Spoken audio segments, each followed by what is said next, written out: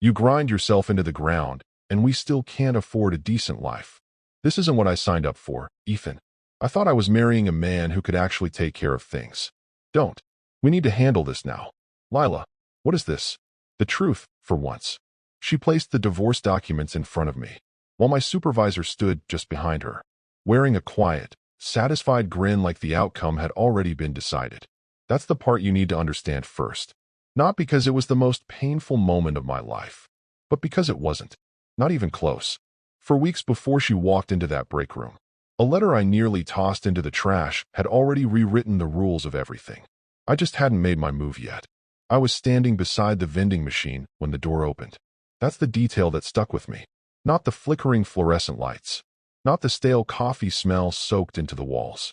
Not even the way my coworkers suddenly went silent. Like something in the air had shifted. It was the machine. I put in $5. It swallowed my cash and gave me nothing back. I had just finished a 10-hour shift on the warehouse floor. My steel boots were damp. My shirt clung to my back. For the past 2 hours, my lower back had been warning me it was done cooperating. And I still had reports to finish before midnight. I wasn't looking for a good meal. I just needed the cheapest sandwich in the building, so I could push through 4 more hours. Then the door opened. Lila walked in wearing heels I'd never seen before, carrying a large envelope. A designer handbag hung from her shoulder, one I knew I didn't pay for. Her expression had changed. It wasn't soft. It wasn't angry. It was decided. And she wasn't alone, leaning casually against the doorframe behind her, like he owned the place, because technically he did, was my boss, Carter Whitman. For years of forced smiles, for years of quiet insults disguised as jokes, for years of being called pal, in a tone that stripped the word of any warmth, for years of watching him take credit for numbers. I stayed up all night to deliver, while I convinced myself patience would pay off. And now he stood there, behind my wife. My mind searched for an explanation. Found nothing.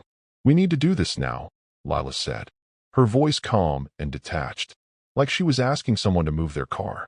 She slid the envelope across the table. I looked down. Petition for dissolution of marriage. I didn't touch it. Lila, my voice came out quieter than I expected. What is this? She crossed her arms. Me finally telling the truth. That hit harder than it should have. Carter said nothing. He just stood there in his tailored shirt, his expensive watch catching the light, wearing that same expression he had in meetings, the one that said he knew something you didn't. I can't keep living like this, she continued. You work all the time, and we're still behind. You come home drained, smelling like boxes, talking about overtime like it's some kind of victory. She exhaled slowly. This isn't a life, Ethan. The way she said my name felt like something closing for good. I'm trying, I said. I know. She glanced back at him briefly. That's the problem. This is you trying. And just like that, every late night, she never explained. Every weekend, she wasn't home. Every moment, I felt the distance and told myself. I was imagining it. It all came together. You're leaving me for him. She didn't hesitate. I'm leaving because I deserve more. I should have reacted. I should have shouted. Thrown something. Dragged him out of that room. I should have done anything loud and irreversible. But I didn't. I just stood there and watched her slide off her wedding ring and place it on the table, like it was a receipt she no longer needed. And in that silence, something inside me shifted. Not broken, not shattered, just clear. I wasn't losing my wife. I was finally seeing her. The next 4 days blurred together into a dull, colorless stretch of time. I showed up to work, answered emails, signed off on inventory logs with the same pen I'd used for years. At home, I slept on one side of a bed that suddenly felt too wide, too honest. Her closet was half empty. The bathroom shelves were cleared out, except for a cheap hair tie she forgot and a cracked bottle of lotion she used to complain I could never replace. On the 5th day, the silence started answering back. That's when I opened the letter. It had been sitting under a pile of unpaid bills for nearly 3 weeks. Thick envelope, cream-colored. My full name printed across the front. Ethan Michael Reeves, 3. A name I barely used. A name that belonged on legal papers and hospital forms, not to someone buying $4 sandwiches from a broken vending machine. I had almost thrown it away. Twice. The law firm's name didn't ring a bell, but the return address did. Downtown. High-rise district. The kind of place where decisions are made about people who will never step inside the room. I almost didn't go. Honestly, I only went because I assumed. It was tied to debt. My mother's medical bills had left marks I still hadn't fully uncovered. Bad news had always been the only surprise life gave me without warning. So I went. The office was quiet. Polished wood walls. Leather chairs. That heavy, controlled stillness. That only money can create. A receptionist greeted me with a polite smile and asked me to wait. As I sat there, looking around at a world that felt nothing like mine, I had no idea. I wasn't there to receive bad news. I was there to discover that everything I thought I knew about my life was about to change. A silver-haired attorney rose the moment I stepped into his office. Actually rose, like my presence carried weight. "Mr. Reeves," he said, extending his hand. "Thank you for coming. I'm Gregory Halstead." I hesitated for half a second before shaking it, aware of the contrast, his tailored suit, my worn work clothes, the faint scent of dust and diesel still clinging to me. "Please, have a seat." I lowered myself into the leather chair carefully, as if I didn't quite belong there. "Your uncle passed away approximately 3 weeks ago," he began. I frowned. My uncle? I barely had one. Then something surfaced, faint, buried deep. A rainy afternoon. My mother's funeral. A man in a black suit standing slightly apart from everyone else. A firm handshake. A business card. An envelope pressed into my hand. $6,000. A short note. "Use this wisely." And then nothing. 21 years of silence. "I didn't really know him," I said. Gregory nodded, like that was exactly the answer he expected. "He knew enough about you." He slid a folder across the desk. I opened it slowly. Account summaries. Trust documents. Equity breakdowns. Numbers. Rows and rows of them. So large they stopped making sense. My eyes skimmed over them, unable to settle, like they couldn't find anything solid to hold on to. "Your uncle spent over 41 years building a private investment portfolio," Gregory said calmly. "Early acquisitions in emerging technology, industrial assets, board-level equity positions in multiple corporations." I swallowed, still trying to process the page in front of me. "At the time of his passing," he continued, "the estate is valued at approximately $480 million. I let out a short laugh, not because it was funny, but because it wasn't possible. There has to be some kind of mistake." "There isn't," he said gently. "You are his sole beneficiary."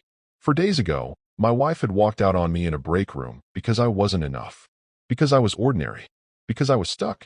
And now, a man I'd barely known had just handed me a future I couldn't even imagine. But it was the next sentence that froze everything. "Among the inherited assets," Gregory said, tapping a document near the bottom of the stack, "is a controlling equity stake in Meridian Global Holdings." I looked down at the name. I knew it. Everyone in the warehouse knew it. Meridian Global Holdings was the company above the company. The name at the very top of the organizational chart no one ever thought about. The one that owned the building I worked in. The one that controlled every department, every division, every executive. The one that owned Carter Whitman's entire career. The one that now belonged to me. Lila had walked away from a struggling warehouse worker. She had no idea she had just left the man who owned everything her new husband stood on. I sat back in that chair, very still, and for the first time in days, I didn't feel grief. I didn't rush. That's the part people never understand. If I had wanted speed, Gregory could have had Carter escorted out of the building before Lila finished unpacking her things into his closet. One meeting, one vote, done. But 3 years of being invisible had taught me something valuable. Patience only looks like weakness to people who underestimate you. So I waited. 3 weeks later, I resigned. No confrontation. No dramatic exit. I handed a short letter to the front desk, cleared out my locker, shook hands with the few people who had ever treated me like I mattered, and walked out of Whitman Logistics on a quiet Tuesday afternoon. Just another exhausted employee who'd finally had enough. Carter didn't even look up when I placed the envelope on his desk. "Probably for the best," he said, leaning back in his chair. "Some people just aren't built for pressure." I almost smiled. The divorce went through without noise. Lila married him 20 days later. The pictures looked exactly how you'd expect. Polished, carefully staged, gold accents everywhere. Flowers arranged not for beauty, but for impression. She smiled like she had finally arrived somewhere important. He stood beside her, one hand resting at her waist, wearing the expression of a man who had never once considered the idea of losing. People sent me the photos. Framed it as concern. Thought you should see this. I had already seen enough. I was already 3 steps ahead of everything they thought they had won. Behind the scenes, Gregory built everything quietly. Forensic accountants, corporate attorneys, HR compliance specialists. No drama, no noise, just precision. They began a full audit across every division under Meridian Global Holdings. But I gave one instruction. Start with Whitman Logistics. And they did. What they uncovered was worse than I expected. Carter hadn't just taken my wife. He had been siphoning money from the company for years. Vendor kickbacks hidden through fake contracts. Inflated invoices tied to a transport business registered under a relative's name no one had questioned. Safety budgets quietly reduced while executive bonuses grew louder and larger. Injury reports buried. Overtime records manipulated. And as the files stacked higher and higher on Gregory's desk, a pattern became impossible to ignore. This wasn't carelessness. This was calculated, systematic, carefully hidden behind confidence and charm. And for the first time since that day in the break room, I leaned back in my chair, looked at the evidence in front of me, and realized something simple. Carter Whitman hadn't just underestimated me.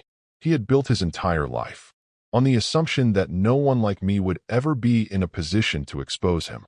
He was wrong, and soon, he was going to learn exactly how wrong he'd been. 2 harassment complaints had been quietly settled, sealed away, then erased like they had never existed. 1 floor supervisor had been forced out after refusing to falsify compliance reports. And the people on the ground, they paid for all of it. Men working through slipped discs and fractured wrists, still clocking in because rent didn't wait. Women who stayed silent because they had already seen what happened to the ones who spoke up. People just like me. Work hard. Stay patient. Believe that loyalty would eventually matter. I started meeting them. Not in offices. Not anywhere official. Coffee shops tucked into quiet corners. Dim parking lots after sunset. A small church office where one woman finally felt safe enough to say what she had been holding in for 2 years. She kept her voice low the entire time, even with the door closed. They told me things they had never written down. Retaliation, subtle threats, careers quietly dismantled. And the pattern became clear. Carter didn't just manage people. He controlled them. He understood something dangerous. Fear makes people efficient. And efficient people don't ask questions. By the time Lila posted a photo from a beach resort, smiling, sunlit, captioned, "Finally living the life I deserve," I was reading sworn statements that would dismantle everything she thought she had stepped into. The strange part was, the more evidence I gathered, the less personal it felt. This stopped being about a failed marriage. This became about what men like Carter Whitman do when no one with real authority ever looks in their direction. Now someone was looking. The morning I returned, it was raining hard. Not a gentle drizzle. The kind of rain that turns glass buildings cold and distant. I stood across the street from Meridian Global Headquarters, wearing a charcoal suit that still felt unfamiliar on my shoulders. Watching people hurry inside with umbrellas and coffee, moving with the easy confidence of those who have never questioned whether they belong. 20 days earlier, I had walked into the same company through a loading dock in steel-toed boots. That morning, I walked through the front doors. The meeting was listed simply: ownership transition and strategic review. Carefully worded. Neutral. Nothing alarming. Carter had no reason to expect anything beyond routine. When I stepped into the boardroom, the seats were nearly full. 13 board members around a polished table. Executives lined along the walls. Assistants near the back. Water glasses untouched. And there he was, Carter Whitman, relaxed, scrolling through his phone, confidence sitting on him like a second suit. He glanced up when I entered. That same dismissive look he gave everyone. Then it changed. Confusion, recognition, and then fear. Gregory stepped in behind me and closed the door. "Ladies and gentlemen," he began. "Thank you for coming. I'd like to formally introduce Ethan Michael Reeves III, sole heir to the estate of Raymond Reeves, and majority controlling shareholder of Meridian Global Holdings." A pause. "Effective today, your new chairman." The silence that followed wasn't polite. It was heavy. Carter shoved his chair back slightly. "No, that's not possible. He worked for me." "I did," I said calmly, walking to the head of the table. "Please have a seat." He hesitated, then sat. I opened the folder in front of me and looked around the room. Over the past 90 days, I authorized a full internal audit across all divisions of Meridian Global Holdings. I paused. What we found raises serious legal, financial, and ethical concerns, and Whitman Logistics is, by a significant margin, the most compromised division. I clicked the remote. The first slide appeared. Vendor fraud, regulatory violations, suppressed injury reports, harassment settlements, manipulated budgets, inflated executive bonuses, documented retaliation. By the third slide, no one pretended this was routine. By the sixth, Carter had gone pale. These figures are being twisted, he snapped. You don't understand operations at this level. I understand enough, I said evenly. To know that you approved a personal bonus increase 11 days after denying replacement safety equipment. For warehouse staff, the room went completely still. I continued. Sworn testimonies, financial trails, contracts, internal memos, names, dates, signatures. No raised voice, no theatrics, just facts, layered one after another, until there was nowhere left to hide. When I finished, I closed the folder. Carter, your employment is terminated effective immediately. For cause, you are barred from all company property, denied severance, and referred for civil and criminal review pending legal counsel's recommendation. He shot to his feet, his chair scraping loudly against the floor. This is revenge. I met his eyes. No, I said quietly. This is accountability. Security was already waiting at the door. 3 years. Undone in less than 15 minutes. Lila found out before noon. Not because I told her, but because men like Carter always call home. The moment, everything changes. She called me 4 times. I let it ring. On the 5th call, I answered. No greeting. Just her breathing. Unsteady. What did you do? She demanded. I stood by the window of the office that had once belonged to my uncle, watching rainwater slide down the glass. I did my job. Don't do that, she snapped. Don't act like this is normal. Carter said you humiliated him in front of everyone.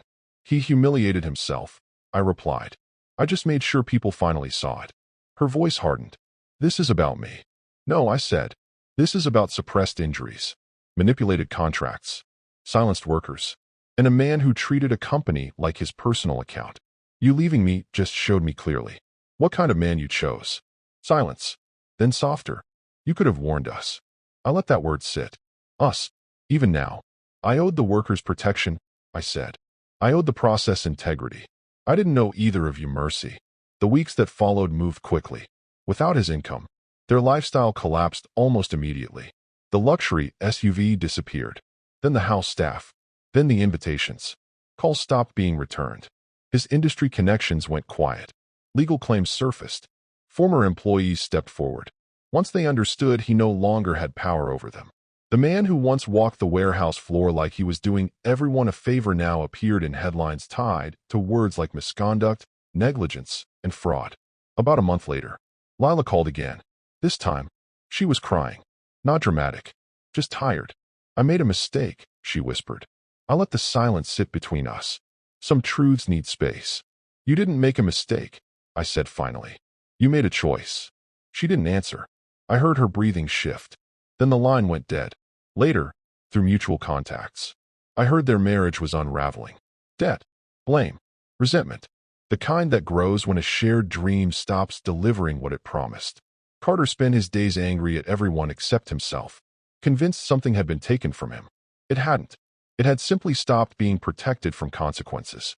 And that, more than the firing, more than the headlines, was where justice settled. Not in the boardroom, not in the phone call, but in the quiet, private reckoning where 2 people sit with the truth and realize there's no one left to blame. Sometimes I still think about Lila. Not with anger. Not anymore. I think about the small things. The cheap hair tie she left on the bathroom shelf. The one detail she forgot. The one thing that wasn't part of her plan. She handed me divorce papers like I was nothing. What she didn't know was that the man she called too ordinary, too small, too stuck, had already signed documents that controlled everything she thought she was gaining. She left before she ever understood who she was actually married to. And by the time she did, it no longer mattered.